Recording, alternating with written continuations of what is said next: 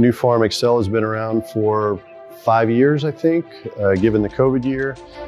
We've welcomed, darn near 50 people into the program.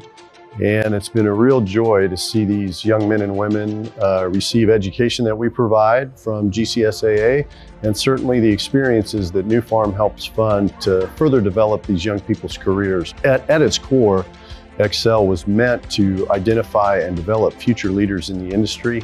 And we've found that we've not only done that, but we've done it at a pace at which has impressed all of us. It's really more about the quality of the candidates that have entered the program and their ability to take the education that they've been provided, maximize their opportunities and put themselves in situations that allowed them to further develop themselves. And we have seen a large number already promoted and moving into leadership positions around the country at some pretty prominent facilities. It has been remarkable to see these folks come forward, lead out, and really take control of their careers and further develop themselves and really give back to the community. And thank you, Nufarm, for all of your support.